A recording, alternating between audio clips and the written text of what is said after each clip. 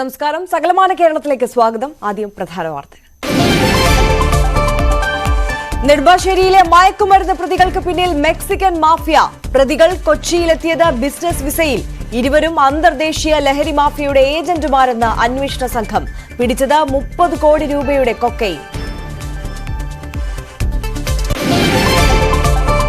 ഛത്തീസ്ഗഡിൽ മാവോയിസ്റ്റ് ആക്രമണത്തിൽ മരിച്ച വീരജവാന് നാടിന്റെ അന്ത്യാഞ്ജലി.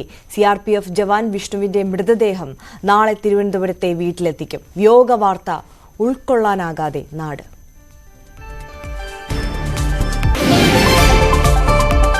കായംകുളത്ത് KP റോഡിൽ വാഹനങ്ങൾ കൂട്ടിയിടിച്ച് ഒരു മരണം. മരിച്ചത് ചേരാവള്ളി സ്വദേശി ശിശുപാലൻ. ഒരാൾക്ക് പരിക്ക്. ഇടിച്ച വാഹനം നിർത്താതെ പോയി.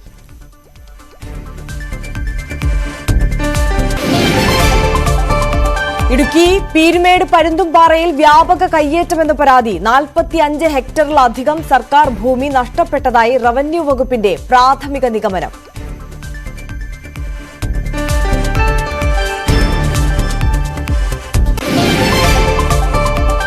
കൗതുകമായി കാസർഗോഡ് റാണിപുരത്തെ പ്രകാശിക്കുന്ന കൂണുകൾ. അപൂർവ കൂണുകളെ കണ്ടെത്തിയത് വനം വകുപ്പ് സർവേയിൽ.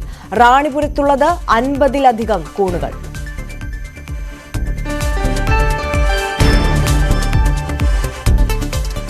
വിശദമായി നോക്കാം. നെടുമ്പാശ്ശേരിയിലെ മയക്കുമരുന്ന് വേട്ട. പിന്നിൽ മെക്സിക്കൻ മാഫിയ. 30 കോടി രൂപയുടെ കൊക്കൈൻ പിടിച്ചെടുത്ത കേസിൽ പ്രതികൾ കൊച്ചിയിലെത്തിയത് ബിസിനസ് വിസയിലാണ്. എത്യോപ്യൻ പൌരത്വമുള്ള ഒമാരി അത്തുമണി ജാങ്കോയും വെറോണിക്ക അഡ്രേഹം ദുങ്കുവും വിഴുങ്ങിയത് 2 കിലോ വീതം കൊക്കൈൻ. ഇരുവരും അന്തർദേശീയ ലഹരി മാഫിയയുടെ ഏജന്റുമാർ മാത്രമെന്ന അന്വേഷണ സംഘം പറയുന്നു. കേരളത്തിൽ നിന്നും അമേരിക്കയിൽ പോയിട്ടുള്ള ഏതാനും മലയാളികളെ കേന്ദ്രീകരിച്ചും DRI അന്വേഷണം ആരംഭിച്ചിരിക്കുകയാണ്. നവമി ദിനേശ് കൂടുതൽ വിവരങ്ങളുമായി ചേരുകയാണ്.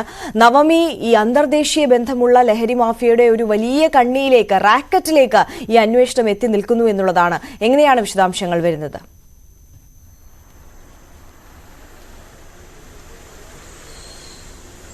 ആര്യ, 16-ാം തീയതി എത്യോപ്യയിൽ നിന്നും ഒമാൻ ദോഹ വഴി കൊച്ചിയിലേക്ക് വന്ന വിമാനത്തിലായിരുന്നു ഇരുവരും ഉണ്ടായിരുന്നത്. DRIക്ക് ലഭിച്ച രഹസ്യ വിവരത്തിനെ തുടർന്ന് നടത്തിയ പരിശോധനയിലാണ് ഇരുവരും കസ്റ്റഡിയിലാകുന്നത്. ഈ സമയത്ത് തന്നെ ഇവരൊരു ദേഹാസ്വാസ്ഥ്യം കാണിച്ചിരുന്നു. ഉടനെ തന്നെ അങ്കമാലിയിലുള്ള അപ്പോളോ അട്ലക്സ് ആശുപത്രിയിലേക്ക് കൊണ്ടുപോയി എക്സ്റേ എടുത്തപ്പോൾ തന്നെ ഇരുവരുടെ വയറ്റിലും ഗുളിക രൂപത്തിലുള്ളവ കാണപ്പെട്ടു. ഉടൻ തന്നെ ഇത് ആശുപത്രി വിവരം അറിയിക്കുകയും ആശുപത്രിയിൽ നിന്ന് തന്നെ ഇത് പുറത്തെടുക്കാനുള്ള പ്രവൃത്തികളെല്ലാം ചെയ്തു തുടങ്ങിയിരുന്നു. എന്തായാലും വളരെ ഞെട്ടിപ്പിക്കുന്ന വിവരം, അതായത് 4 കിലോ ആണ് ക്യാപ്സ്യൂളുകളാണ് ഇവർ രണ്ട് വീതം, ഒരാൾ 2 കിലോ വീതം ക്യാപ്സ്യൂളുകളാണ് കഴിച്ചിരിക്കുന്നത്. കൊക്കൈനാണ് ഇവരുടെ രണ്ടുപേരും ഈ ക്യാപ്സ്യൂൾ രൂപത്തിലാക്കിയ കൊക്കൈനാണ് ഇരുവരും കഴിച്ചിരിക്കുന്നത്. രാജ്യാന്തര വിപണിയിൽ ഏകദേശം 30 കോടി രൂപ വില മതിക്കുന്ന കൊക്കൈനാണ് ഇവർ കൊച്ചിയിലേക്ക് എത്തിക്കുന്നത്. ഇതിനിടയിലാണ് ഇവരെ രണ്ടുപേരെയും പിടിയിലാക്കുകയും ചെയ്യുന്നത്. എന്തായാലും ഈ ഒമാറി എന്നുള്ള യുവതിയുടെ വയറ്റിൽ നിന്നും ഏതാനും ദിവസങ്ങൾ കൊണ്ട് തന്നെ 1.945 കിലോഗ്രാം കൊക്കൈൻ ക്യാപ്സൂളുകൾ പുറത്തെടുക്കാൻ കഴിഞ്ഞിട്ടുണ്ട്. പക്ഷെ ഇനിയും പുറത്തെടുക്കേണ്ടതുണ്ട്. അതുകൊണ്ട് തന്നെ ഇപ്പോഴും അവർ റിമാൻഡിലായിട്ടുണ്ട്. പോലീസ് ഇവരുടെ എടുക്കാവുന്നിടത്തോളം കൊക്കൈനുകൾ പുറത്തെടുത്തിട്ടുണ്ട്. പക്ഷെ ഇപ്പോഴും ഇവരെ പിന്നീട് പോലീസ് റിമാൻഡ് ചെയ്തിട്ടുണ്ട്. വരും ദിവസങ്ങളിൽ ബാക്കി ക്യാപ്സൂളുകൾ കൂടി പുറത്തെടുക്കാനുള്ള ശ്രമത്തിലാണ്. മറ്റേ വെറോണിക്കയുടെ വയറ്റിൽ നിന്നും 92 ക്യാപ്സൂളുകൾ മാത്രമേ പുറത്തെടുക്കാൻ കഴിഞ്ഞിട്ടുള്ളൂ. 1.8 കിലോഗ്രാം കൊക്കൈനാണ് പുറത്തെടുത്തിരിക്കുന്നത്. എന്തായാലും ഇതെങ്ങനെയാണ് ഇവർ ഈ ക്യാപ്സൂളുകളാക്കി 2 കിലോ ക്യാപ്സൂൾ ഇങ്ങനെ വയറ്റിലേക്ക് ആക്കി പിന്നീട് ഇവരുടെ കൊച്ചിയിലെത്തി അവരുടെ ഏജന്റിനെ കണ്ട് അവരാണ് സാധാരണ ഇത് പുറത്തെടുക്കുന്നത്. ഇങ്ങനെ ഒരു രഹസ്യ വിവരത്തെ തുടർന്ന് നടത്തിയ പരിശോധനയിലാണ് ഇരുവരെയും പോലീസ് പിടികൂടുന്നത്. എന്തായാലും പോലീസ് ഇപ്പോഴും ഈ വെറോണിക്ക ആശുപത്രിയിൽ തന്നെയാണ്. വെറോണിക്കയുടെ ശരീരത്തിലുള്ള ബാക്കി ക്യാപ്സൂളുകൾ കൂടി പുറത്തേക്ക് എടുക്കേണ്ടതുണ്ട്. അതിനു വേണ്ടിയിട്ടുള്ള ശ്രമത്തിലാണ് ആശുപത്രിയിലും. എന്തായാലും വളരെ ഞെട്ടിപ്പിക്കുന്ന വാർത്ത തന്നെയാണ്. ഈ 4 കിലോ ക്യാപ്സൂളുകളൊക്കെ എങ്ങനെയാണ് കഴിച്ചുകൊണ്ട് ഇവർ വരുന്നതെന്ന് അവരുടെ ശാരീരികമായി വലിയ ബുദ്ധിമുട്ടുണ്ടാക്കുന്ന ഒരു സാഹചര്യമാണ്. എന്തായാലും ഇവർ ഇത്തരത്തിൽ റാക്കറ്റുകൾ തന്നെയാണ്, അതായത് ലഹരിക്കടത്തിന്റെ പ്രധാനപ്പെട്ട റാക്കറ്റുകൾ തന്നെയാണെന്ന് അന്വേഷണ സംഘത്തിന് വിവരം ലഭിച്ചിട്ടുണ്ട്. ഇവരെ വരും ദിവസങ്ങളിൽ കസ്റ്റഡിയിലെടുത്ത് കൂടുതൽ ചോദ്യം ചെയ്യലുകൾ ഇതിനു മുമ്പ് ഇവർ കേരളത്തിൽ ഇത്തരത്തിൽ മയക്കുമരുന്ന് എത്തിച്ചിട്ടുണ്ടോ, എത്ര തവണ എത്തിച്ചിട്ടുണ്ട്, ഇവിടെ അത് കൊണ്ടുവന്നാൽ ആരെയാണ് കാണുന്നത് എന്നടക്കമുള്ള കാര്യങ്ങളൊക്കെ പോലീസ് അന്വേഷിക്കുന്നുണ്ട്. ഈ കേരളത്തിലെ ഏജന്റ് ആര്, കൊച്ചിയിലെത്തിയാൽ ഇവിടുത്തെ ഏജന്റ് ആരാണ് എന്നതുകൂടി അന്വേഷണ സംഘത്തിന് കണ്ടെത്തേണ്ടതുണ്ട്. ആര്യ. ശരി, നവമി ദിനേശാണ് വിവരങ്ങൾ നൽകിയത്. ഛത്തീസ്ഗഡിലെ സുഗ്മയിൽ മാവോയിസ്റ്റ് ആക്രമണത്തിൽ വീരമൃത്യു വരിച്ച CRPF ജവാൻ R. വിഷ്ണുവിന്റെ മൃതദേഹം നാളെ തിരുവനന്തപുരം പാലോടുള്ള വീട്ടിലെത്തിക്കും. കഴിഞ്ഞ ദിവസമാണ് വിഷ്ണുവും UP സ്വദേശിയായ ശൈലേന്ദ്ര എന്ന ജവാനും സഞ്ചരിച്ച ട്രക്ക് കുഴിബോംബ് പൊട്ടിത്തെറിച്ച് തകർന്നത്. 1 മാസം മുമ്പ് നാട്ടിലെത്തി മടങ്ങിയ വിഷ്ണുവിന്റെ വിയോഗ വാർത്ത നാടിന് ഇതുവരെ ഉൾക്കൊള്ളാനായിട്ടില്ല. ഛത്തീസ്ഗഡിൽ ബോംബ് സ്ഫോടനത്തിൽ അതിദാരുണമായി മരണപ്പെട്ട നന്ദിയോടിന് സമീപം പൊട്ടഞ്ചിറ സ്വദേശിയായ സൈനികൻ വിഷ്ണുവിന്റെ വീടിന് മുമ്പിലാണ് ഞങ്ങളിപ്പോൾ ഉള്ളത്. ദയനീയമായ കാഴ്ചയാണ് ഈ വീടിന് മുമ്പിൽ നിന്ന് നമുക്ക് റിപ്പോർട്ട് ചെയ്യാൻ കഴിയുന്നത്. കാരണം ഒരു കുടുംബത്തിന്റെ മുഴുവൻ പ്രതീക്ഷയുമായി സൈനിക വൃത്തിയിൽ ഏർപ്പെട്ടിരുന്നയാളാണ് വിഷ്ണു.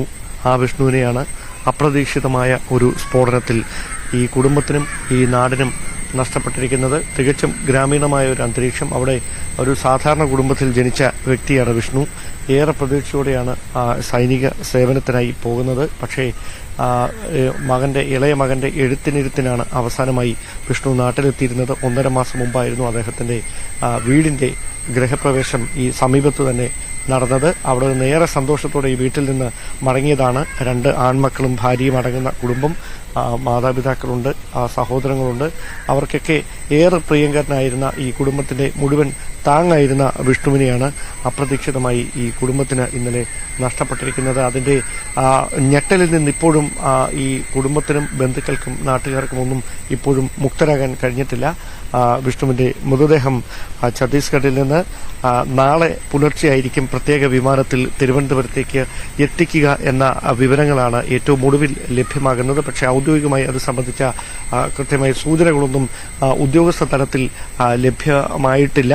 അതുകൊണ്ട് തന്നെ എപ്പോഴായിരിക്കും കൃത്യമായി സംസ്കാര ചടങ്ങുകൾ നടക്കുക എന്ന കാര്യത്തിലടക്കം ഇനിയും വ്യക്തത വരേണ്ടതുണ്ട്. എന്തായാലും ഈ കുടുംബാംഗങ്ങളടക്കം വൈകാരികമായി ഒരു വിയോഗം ഉൾക്കൊള്ളാനാവാത്ത ഒരു സ്ഥിതിയിലായതിനാൽ സ്വാഭാവികമായി നമുക്ക് അവരുടെ പ്രതികരണങ്ങളിലേക്ക് പോകുക എന്ന് പറയുന്നത് ഈ ഘട്ടത്തിൽ ഉചിതമായിരിക്കില്ല എന്ന് തോന്നുന്നു. എന്തായാലും നാട്ടുകാരനായ ശ്രീ ശേഖരൻപിള്ള നമ്മളോടൊപ്പം ചേരുന്നു.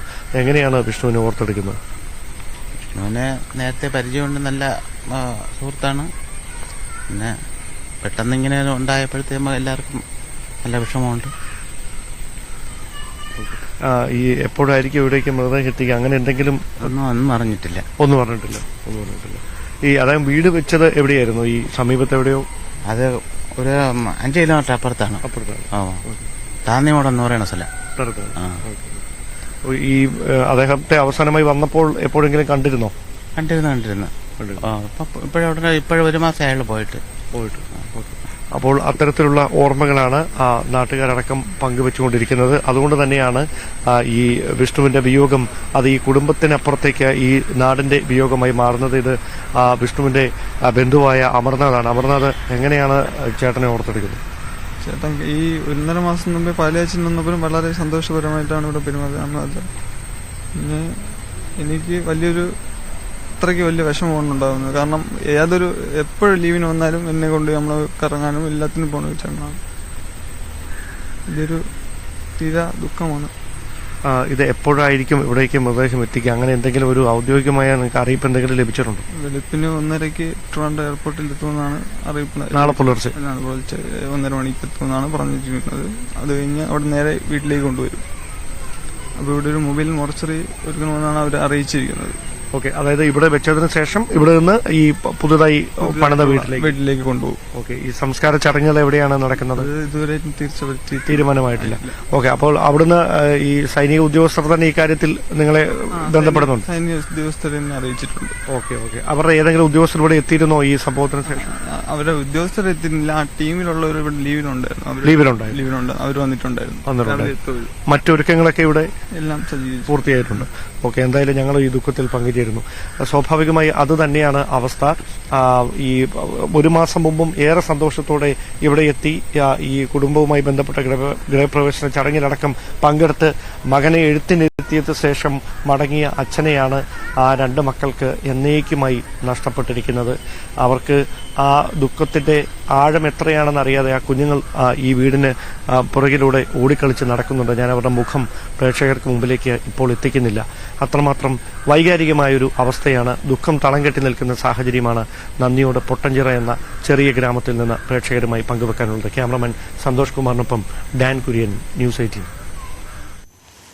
കായംകുളത്ത് KP റോഡിൽ 1-ാം കുറ്റി ജംഗ്ഷന് സമീപം വാഹനങ്ങൾ കൂട്ടിയിടിച്ച് ഒരാൾ മരിച്ചു. ഇരുചക്ര വാഹനം ഓടിച്ച ചേരാവള്ളി സ്വദേശി ശിശുപാലനാണ് മരിച്ചത്. ഒരാൾക്ക് പരിക്കുണ്ട്. ഇയാളെ കായംകുളം താലൂക്ക് ആശുപത്രിയിൽ പ്രവേശിപ്പിച്ചു. ഇടിച്ച വാഹനം നിർത്താതെ പോയി. തിരുവനന്തപുരം കിളിമാനൂരിൽ പെട്രോൾ കയറ്റി വന്ന ടാങ്കർ മറിഞ്ഞ് ഡ്രൈവറിനും സഹായിക്കും ഗുരുതര പരിക്ക്. കിളിമാനൂർ MC റോഡ് വഴിയോരക്കട കുറുവൻകുഴിയിലാണ് അപകടമുണ്ടായത്. ഇന്ധന ചോർച്ചയുള്ളതിനാൽ സമീപത്തു നിന്നും ആളുകളെ മാറ്റി. ഫയർഫോഴ്സും പോലീസും സ്ഥലത്തെത്തി രക്ഷാപ്രവർത്തനം നടത്തി. ഡ്രൈവറെയും സഹായിയെയും തിരുവനന്തപുരം മെഡിക്കൽ കോളേജിലേക്ക് മാറ്റി.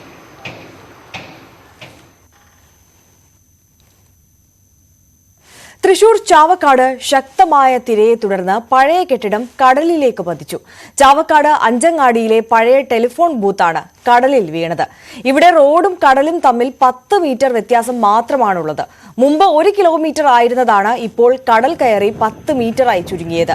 കടൽക്ഷോഭം പ്രതിരോധിക്കാൻ നടപടി ഉണ്ടായില്ലെങ്കിൽ വൈകാതെ റോഡും കടലെടുത്തു പോകുമെന്ന ആശങ്കയിലാണ് നാട്ടുകാർ.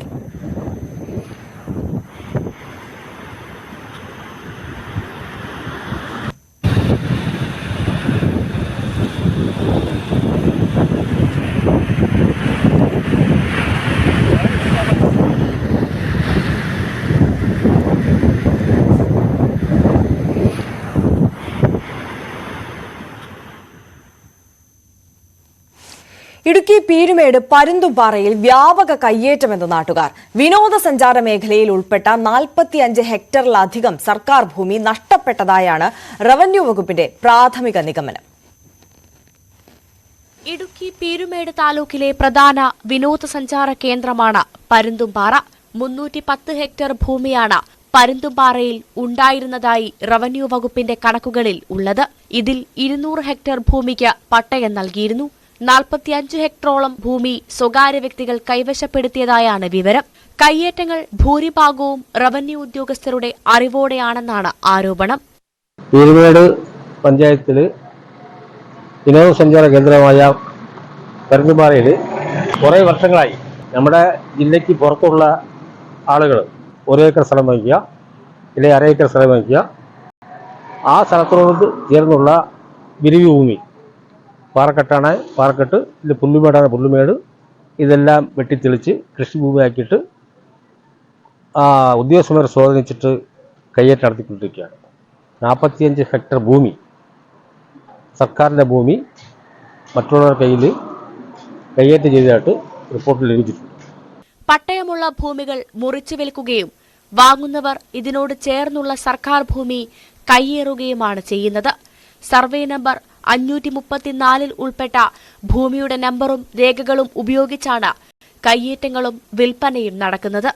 പരുന്തുംപാറയുടെ വിനോദസഞ്ചാര വികസന പദ്ധതികൾക്കായി 10 കോടി രൂപ സർക്കാർ അനുവദിച്ചിട്ടുമുണ്ട്. കയ്യേറ്റങ്ങൾ ഒഴിപ്പിച്ചാൽ മാത്രമേ ഇവിടെ വികസന പദ്ധതികൾ നടപ്പാക്കാനാവൂ. 2008-ലും 2022-ലും കയ്യേറിയ സ്ഥലങ്ങൾ പരാതികളെ തുടർന്ന് റവന്യൂ വകുപ്പ് തിരികെ പിടിച്ചിരുന്നു. ഇത്തവണയും കയ്യേറ്റങ്ങൾ ഒഴിപ്പിക്കാൻ സർക്കാരിന്റെ അടിയന്തര ഇടപെടൽ ഉണ്ടാകണമെന്നാണ് നാട്ടുകാർ ആവശ്യപ്പെടുന്നത്. ന്യൂസ് 18 പീരുമേട്. കാസർഗോഡ് റാണിപുരം റിസർവ് വനത്തിലെ പ്രകാശിക്കുന്ന കൂണുകളുടെ വിശേഷങ്ങളാണ് ഇനി. വനം വകുപ്പ് നടത്തിയ സർവേയിലാണ് ഈ അപൂർവ ഇനം കൂണുകൾ കണ്ടെത്തിയത്. രാത്രിയിൽ പച്ചവെളിച്ചം പൊഴിക്കുന്ന ബയോലൂമിനന്റ് കൂണുകൾ. ഇതിന്റെ ശാസ്ത്രീയ നാമം ഫൈലോബോളിറ്റസ് മാനിപ്പുലാരിസ് എന്നാണ്. ഇലക്ട്രിക് കൂണുകളെന്നും വിളിപ്പേരുണ്ട്. രാസപ്രവർത്തനത്തിലൂടെ പ്രകാശിക്കുന്ന ഈ കൂണുകൾ അത്യപൂർവമാണ്. കാസർഗോഡ് റാണിപുരത്തെ വനമേഖലയിൽ വനം വകുപ്പും മഷ്റൂംസ് ഓഫ് ഇന്ത്യ കമ്മ്യൂണിറ്റിയും ചേർന്ന് നടത്തിയ സർവേയിലാണ് ഇത്തരത്തിലുള്ള കൂണുകൾ കണ്ടെത്തിയത്. നമ്മുടെ കാസർഗോഡ് ജില്ലയിലെ ഏറ്റവും പ്രധാനപ്പെട്ട ഒരു ജൈവവൈവിധ്യ മേഖലയാണ് ഈ റാണിപുരം. അപ്പോൾ അവിടെ നമ്മൾ നേരത്തെ ഉരകങ്ങളുടെയും പക്ഷികളുടെയൊക്കെ സർവേ നടത്തിയിട്ടുണ്ട്. അപ്പോൾ ഇത്തരം കൂണുകളെ പറ്റിയുള്ള അധികം പഠനങ്ങളൊന്നും ഇവിടെ നടന്നിട്ടില്ല. അപ്പോൾ ഈ മഴക്കാലമായപ്പം ഈ പരിസ്ഥിതി ദിനത്തിൻ്റെ ഭാഗമായിക്കൊണ്ട് നമ്മളൊരു കുറച്ച് എക്സ്പെർട്സിനെ വിളിച്ചുകൊണ്ട് നടത്തിയതാണ്. അപ്പോൾ അന്നത്തെ സർവേയിൽ ഏകദേശം 50ഓളം സ്പീഷീസുകൾ നമ്മൾ കണ്ടെത്തിയിട്ടുണ്ട്. 50ഓളം കൂണിനങ്ങളാണ് റാണിപുരത്തെ സർവേയിൽ രേഖപ്പെടുത്തിയത്. നിറത്തിലും ആകൃതിയിലും വേറിട്ടവയാണ് ഇവ. ഇതിൽ ഭക്ഷ്യയോഗ്യമായതും അല്ലാത്തതുമുണ്ട്. തക്കാളിയുടെ ആകൃതിയിലുള്ള ടൊമാറ്റോ മഷ്റൂം, പൂവ് പോലെ തോന്നിക്കുന്ന പൊറോണിയ നാഗറ ഹോളൻസിസ്, കിളിക്കൂടിന്റെ ആകൃതിയിലുള്ള സിയാത്തസ്, ഇങ്ങനെ നീളുന്നു കൂണിനങ്ങൾ. കൂൺ പരാഗണത്തിന്റെ മനോഹര ദൃശ്യവും സർവേ നടത്തിയ സംഘം പകർത്തിയിട്ടുണ്ട്. കൂടുതൽ പ്രദേശങ്ങളിലേക്ക് സർവേ വ്യാപിപ്പിക്കാനാണ് അധികൃതരുടെ തീരുമാനം. ന്യൂസ് 18 കാസർഗോഡ്. കണ്ണൂർ പെരുമ്പടവ് തലവിൽ മഹാവിഷ്ണു ക്ഷേത്രത്തിന് സമീപം കണ്ടെത്തിയ ചരിത്ര സ്മാരകങ്ങളായ മുനിയറകൾക്ക് സംരക്ഷണമില്ല. ഇവിടെ സ്ഥിതി ചെയ്യുന്ന മുനിയറകൾക്ക് 1500 വർഷത്തിലധികം പഴക്കമുണ്ടെന്നാണ് കരുതപ്പെടുന്നത്.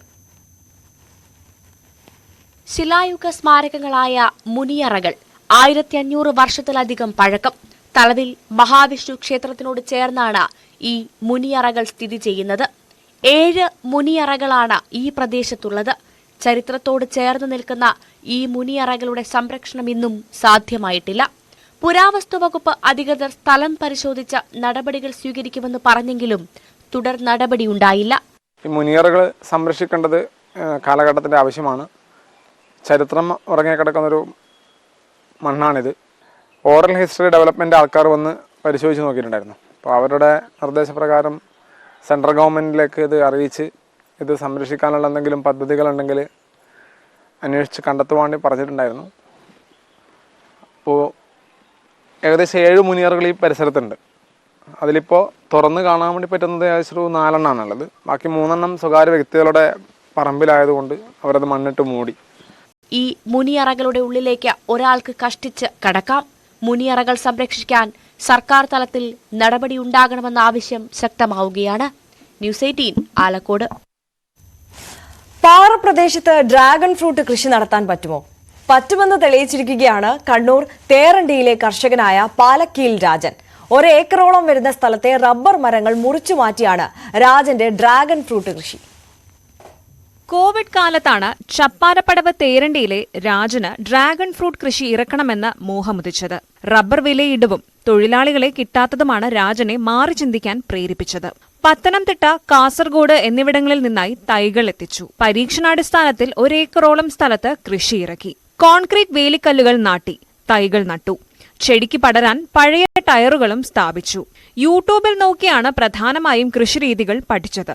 3 വർഷം കൊണ്ട് രാജന്റെ ഡ്രാഗൺ ഫ്രൂട്ടുകൾ വിളവെടുപ്പിന് ഒരുങ്ങിക്കഴിഞ്ഞു. കൃഷി പിന്നെ ഇത് കൊറോണ സമയത്ത് ഏതെങ്കിലും ഒരു കൃഷി പുതിയൊരു കൃഷി കണ്ടെത്തി അങ്ങനെയാണ് ഇത് ഡ്രാഗൺ കൃഷിയിലേക്ക് വന്നത്. പഠിച്ചത് യൂട്യൂബ് വഴി തന്നെയാണ് പഠിച്ചത്. മറ്റേ വേറെ ബില്ല ക്ലാസ്സൊന്നും കിട്ടിയില്ല.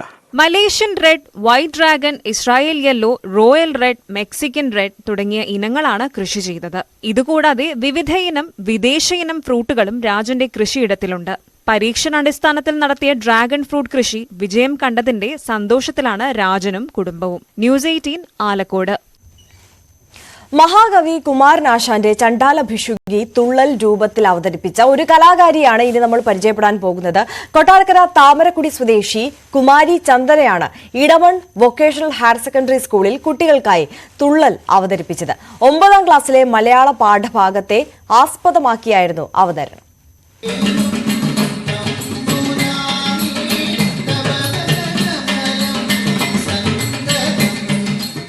പുരാതന കലാരൂപമായ തുള്ളൽ ഒരു നവീന കാവ്യവുമായി സമന്വയിപ്പിച്ച് വേദിയിൽ നിറഞ്ഞാടിയപ്പോൾ വിദ്യാർത്ഥികൾക്ക് വേറിട്ട അനുഭവമായി. കുമാരനാശാന്റെ ഖണ്ഡകാവ്യമായ ചണ്ടാല ഭിക്ഷുകി കുമാരി ഹരിചന്ദന തുള്ളൽ രൂപമായി അവതരിപ്പിച്ചപ്പോൾ വിദ്യാർത്ഥികൾക്ക് പഠനവും രസകരമായി. മലയാള പാഠാവലി 9ാം ക്ലാസ് ആദ്യ പാഠഭാഗമായ ചണ്ടാല ഭിക്ഷുകി ഓട്ടം തുള്ളലായി വേദിയിൽ പരിണമിക്കുകയായിരുന്നു.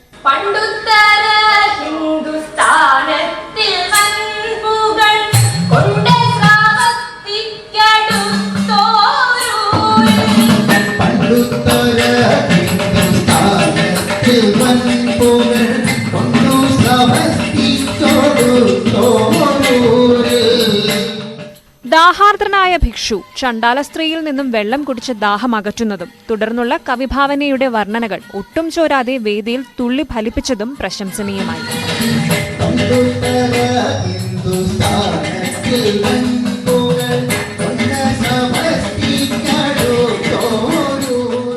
എല്ലാ വിദ്യാർത്ഥികൾക്കും ചണ്ടാല ഭിക്ഷുകിയുടെ രത്നച്ചുരുക്കം അധ്യാപകർ പറഞ്ഞു നൽകിയിരുന്നതിനാൽ തുള്ളലിലൂടെ മനസ്സിലാക്കാനും പ്രയാസമായില്ല. 12 വർഷമായി താമരക്കുടി കരുണാകരൻ മാഷിൽ നിന്നും തുള്ളൽ അഭ്യസിച്ചു വരുന്ന ഹരിചന്ദന TTC 2ാം വർഷ വിദ്യാർത്ഥിനിയാണ്. സൂരജ് ശാസ്താംകോട്ട പിൻപാട്ടും താമരക്കുടി ഹരികുമാർ മൃദംഗവും ഘടം സൂരജ് പുത്തൂരുമാണ് അവതരിപ്പിച്ചത്. ആദ്യമായി ചണ്ടാല ഭിക്ഷുകി തുള്ളലായി വേദിയിൽ അവതരിപ്പിച്ചുവെന്ന ഖ്യാതിയും ഹരിചന്ദനയ്ക്ക് സ്വന്തം. ന്യൂസ് 18 കൊട്ടാരക്കര. തിരികെ എത്താം ഇടവേളയ്ക്ക് ശേഷം.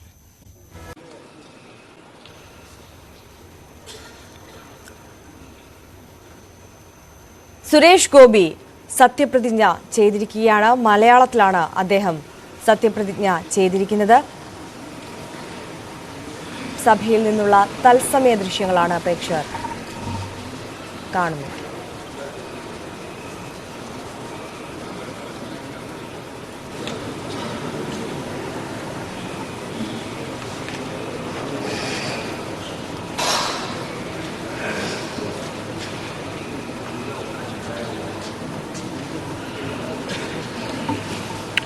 श्री अजय टमटा,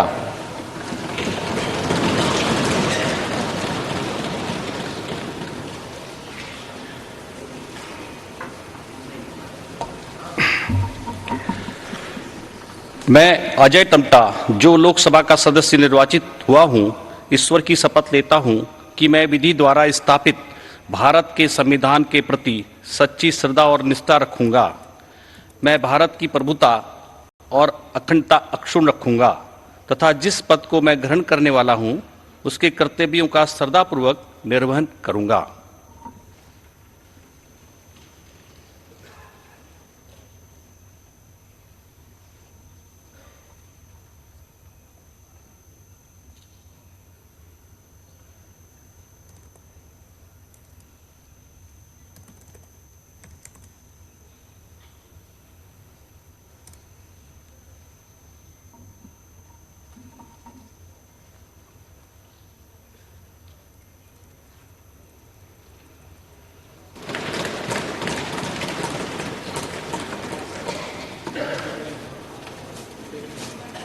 കൃഷ്ണ ഗുരുവായൂരപ്പ ഭഗവാനെ.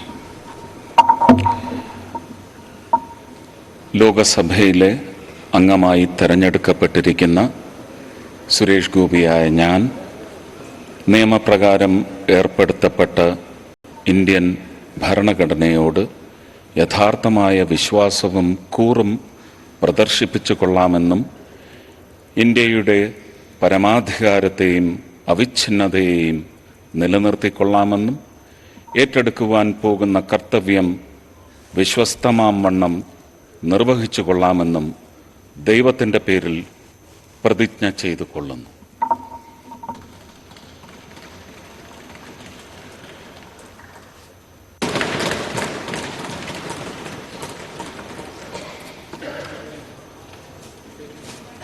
കൃഷ്ണ ഗുരുവായൂരപ്പ ഭഗവാനെ. ലോകസഭയിലെ അംഗമായി തെരഞ്ഞെടുക്കപ്പെട്ടിരിക്കുന്ന സുരേഷ് ഗോപിയായ ഞാൻ നിയമപ്രകാരം ഏർപ്പെടുത്തപ്പെട്ട ഇന്ത്യൻ ഭരണഘടനയോട് യഥാർത്ഥമായ വിശ്വാസവും കൂറും പ്രദർശിപ്പിച്ചു കൊള്ളാമെന്നും ഇന്ത്യയുടെ പരമാധികാരത്തെയും അവിഛിന്നതയെയും നിലനിർത്തിക്കൊള്ളാമെന്നും ഏറ്റെടുക്കുവാൻ പോകുന്ന കർത്തവ്യം വിശ്വസ്തമാം വണ്ണം നിർവഹിച്ചു കൊള്ളാമെന്നും ദൈവത്തിൻ്റെ പേരിൽ പ്രതിജ്ഞ ചെയ്തു കൊള്ളുന്നു.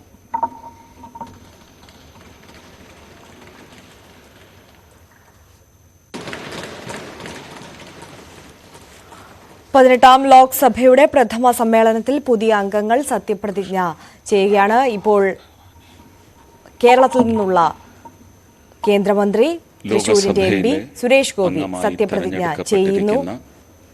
സുരേഷ് ഗോപിയായ ഞാൻ നിയമപ്രകാരം ഏർപ്പെടുത്തപ്പെട്ട ഇന്ത്യൻ ഭരണഘടനയോട് യഥാർത്ഥമായ വിശ്വാസവും കൂറും പ്രദർശിപ്പിച്ചു കൊള്ളാമെന്നും ഇന്ത്യയുടെ പരമാധികാരത്തെയും അവിഛിന്നതയെയും നിലനിർത്തിക്കൊള്ളാമെന്നും ഏറ്റെടുക്കുവാൻ പോകുന്ന കർത്തവ്യം വിശ്വസ്തമാം വണ്ണം നിർവഹിച്ചു കൊള്ളാമെന്നും ദൈവത്തിൻ്റെ പേരിൽ പ്രതിജ്ഞ ചെയ്തു കൊള്ളുന്നു.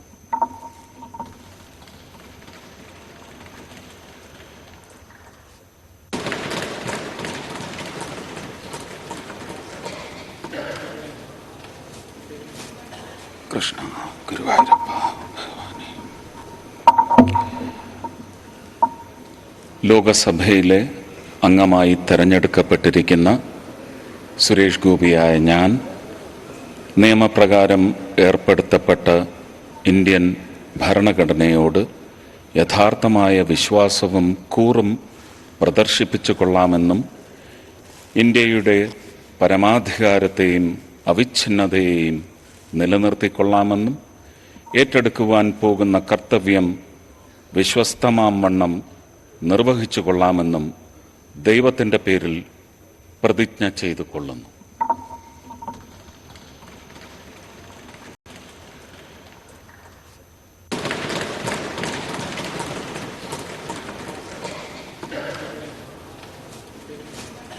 കൃഷ്ണ ഗുരുവായൂരപ്പ ഭഗവാനേ. ലോകസഭയിലെ അംഗമായി തെരഞ്ഞെടുക്കപ്പെട്ടിരിക്കുന്ന സുരേഷ് ഗോപിയായ ഞാൻ നിയമപ്രകാരം ഏർപ്പെടുത്തപ്പെട്ട ഇന്ത്യൻ ഭരണഘടനയോട് കേരളത്തിൽ നിന്നുള്ള കേന്ദ്രമന്ത്രി തൃശൂരിന്റെ എം പി സുരേഷ് ഗോപി മലയാളത്തിൽ സത്യപ്രതിജ്ഞ ചെയ്തിരിക്കുകയാണ്. കൃഷ്ണ ഗുരുവായൂരപ്പ എന്ന ആത്മഗദ്ഗതത്തോടെയാണ് അദ്ദേഹത്തിന്റെ സത്യപ്രതിജ്ഞ ആരംഭിച്ചത്. ഈശ്വരനാമത്തിൽ അദ്ദേഹം സത്യപ്രതിജ്ഞ ചെയ്തിരിക്കുന്നു. ഇപ്പോൾ വിദ്യാഭ്യാസ മന്ത്രി വി ശിവൻകുട്ടി മാധ്യമങ്ങളെ കാണുകയാണ്. തത്സമയത്തിലേക്ക്. മലപ്പുറം ജില്ലയിൽ ഹയർ സെക്കൻഡറി പ്രവേശനവുമായിട്ട് ബന്ധപ്പെട്ട് ഇന്ന് അഹമ്മദ് തേവർകോവിലിന്റെയും ബഹുമാനപ്പെട്ട ശ്രീ കുഞ്ഞാലിക്കുട്ടിയുടെയും സബ്മിഷൻസ് ഉണ്ടായിരുന്നു. ഇതുകൂടാതെ വിദ്യാർത്ഥി സംഘടനകൾ സമരം പ്രഖ്യാപിച്ചിട്ടുണ്ട്.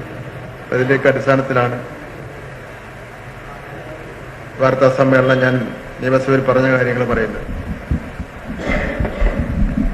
ഹയർ സെക്കൻഡറി +1 പ്രവേശനത്തിനുള്ള സീറ്റ് ക്ഷാമം പരിഹരിക്കുന്നതിന് വേണ്ടി 2024 മെയ് 8 സർക്കാർ ഉത്തരവ് പ്രകാരം 2023-24 വർഷം താൽക്കാലികമായി അനുവദിച്ചതും നിലനിർത്തിയതും ഷിഫ്റ്റ് ചെയ്തതുമായിട്ടുള്ള ബാച്ചുകൾ ഈ അധ്യയന വർഷവും തുടരുന്നതിനും മലബാർ മേഖലയിലെ എല്ലാ സർക്കാർ സ്കൂളുകളിലും 30% മാർജിൻ സീറ്റ് വർധനവും എല്ലാ എയ്ഡഡ് സ്കൂളുകൾക്കും 20% മാർജിൻ സീറ്റ് വർധനവും ആവശ്യപ്പെടുന്ന എയ്ഡഡ് സ്കൂളുകൾക്ക് അധികമായി 10% മാർജിനൽ സീറ്റ് വർധനവും അനുവദിച്ച് ഉത്തരവായിട്ടുള്ളതാണ്.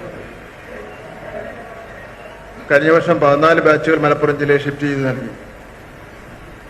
ഇതിനു പുറമെ 84 അധിക താൽക്കാലിക ബാച്ചുകൾ 1ാം സപ്ലിമെന്ററി അലോട്ട്മെന്റിന് ശേഷം അനുവദിക്കുകയുണ്ടായി.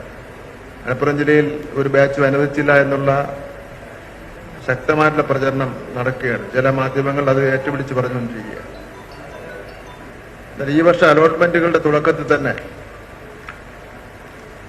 മുൻവർഷങ്ങളിൽ ഷിഫ്റ്റ് ചെയ്ത 14 ബാച്ചുകൾ തുടരുന്നതിനും താൽക്കാലിക അധിക ബാച്ചുകൾ തുടരുന്നതിനും മാർജിൻ സീറ്റ് വർധനവും അനുവദിക്കുകയുണ്ടായി.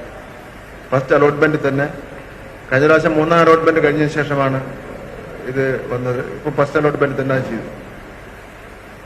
മലപ്പുറം ജില്ലയിൽ കഴിഞ്ഞ വർഷം 77,951 വിദ്യാർത്ഥികൾ വിജയിക്കുകയും 12,377 വിദ്യാർത്ഥികൾ എല്ലാ വിഷയങ്ങൾക്കും A+ നേടുകയും ചെയ്തു. 2024 മാർച്ചിൽ 79,748 വിദ്യാർത്ഥികൾ SSLC പരീക്ഷയിൽ ഉപരിപഠനത്തിന് യോഗ്യത നേടുകയും 12,525 വിദ്യാർത്ഥികൾ എല്ലാ വിഷയങ്ങൾക്കും A+ നേടുകയും ചെയ്തു. അങ്ങനെയുള്ള കഴിഞ്ഞ വർഷം സീറ്റ് ക്ഷാമമില്ലാതെ പ്രവേശന നടപടി പൂർത്തീകരിക്കാൻ കഴിഞ്ഞു എന്നുള്ളതാണ് ഞാൻ ഇവിടെ കഴിഞ്ഞ വർഷത്തിന്റെ കാര്യം പറയാനുള്ള കാരണം.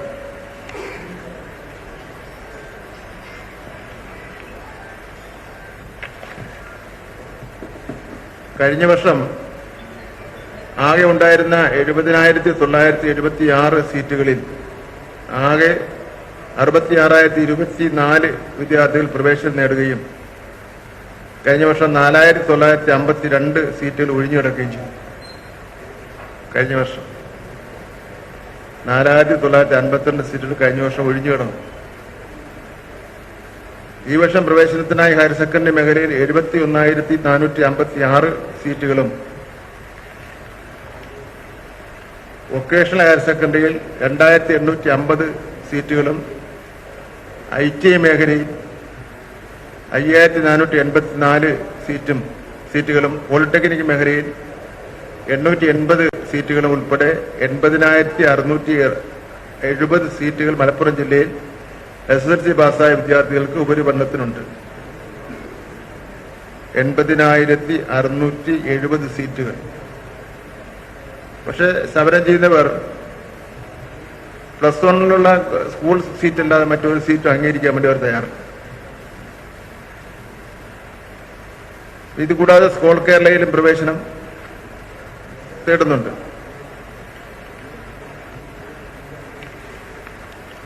കഴിഞ്ഞ വർഷം 12,895 വിദ്യാർത്ഥികളാണ് സ്കോൾ കേരളയിൽ പ്രവേശനം നേടിയത്. ഈ വസ്തുക്കൾ അംഗീകരിക്കാതെയാണ് ഒന്നാം ഘട്ട അലോട്ട്മെന്റ് തുടങ്ങുന്നതിന് മുമ്പ് തന്നെ MSFന്റെ നേതൃത്വത്തിൽ സമരം ആരംഭിച്ചത്.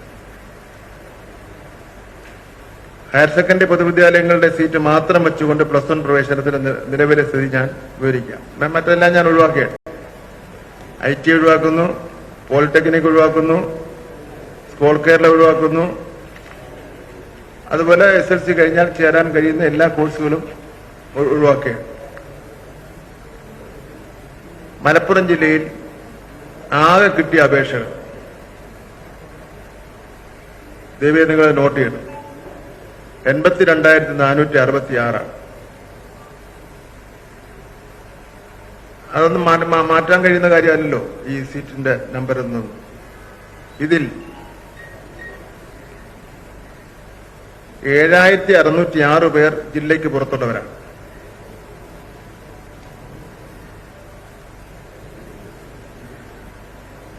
അത് മാറ്റിയാൽ 74,860 പേർ ജില്ലയ്ക്കകത്തുള്ളവരാണ്. 74,860 പേർ ജില്ലയ്ക്കകത്തുള്ളവരാണ്. എങ്കിലും ഞാനിവിടെ പറയുന്ന കണക്ക് മലപ്പുറം ജില്ലയിൽ അപേക്ഷ സമർപ്പിച്ച മുഴുവൻ ആൾക്കാരെയും പറയുകയാണ്. ജില്ലയ്ക്ക് പുറത്തുള്ളവരെയും കൂടെ കൂട്ടി ഞാൻ പറയുകയാണ്. 82,466 പേരിൽ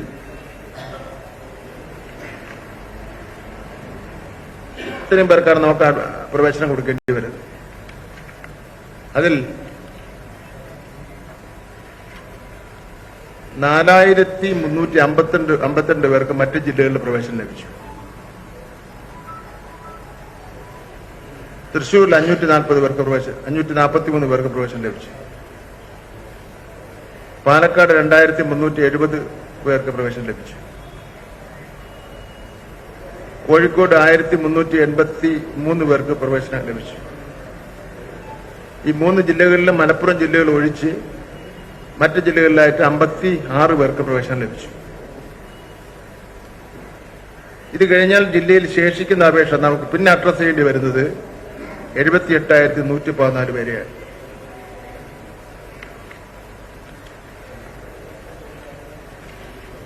ഇനിയൊരു കാര്യം, അലോട്ട്മെന്റ് നൽകിയിട്ടും പ്രവേശനം നേടാത്ത 11,546 പേരുണ്ട്. +1 സീറ്റ് പ്രതിസന്ധി വിഷയത്തിൽ സംസാരിക്കുകയായിരുന്നു മന്ത്രി വി ശിവൻകുട്ടി. സീറ്റ് ക്ഷാമം എന്ന വിഷയത്തിൽ കണക്കുകൾ നിരത്തിയുള്ള വിശദീകരണം. അത്തരത്തിൽ കുട്ടികൾക്ക് ഉപരിപഠനത്തിന് സീറ്റ് ലഭിക്കാതെ വരുന്ന ഒരു സാഹചര്യം ഇല്ല സംസ്ഥാനത്ത്, മലപ്പുറം ജില്ലയിൽ എന്നുള്ളതാണ് അദ്ദേഹം പറയുന്നത്. ബുള്ളറ്റിൻ പൂർണ്ണമാവുകയാണ്. നമസ്കാരം.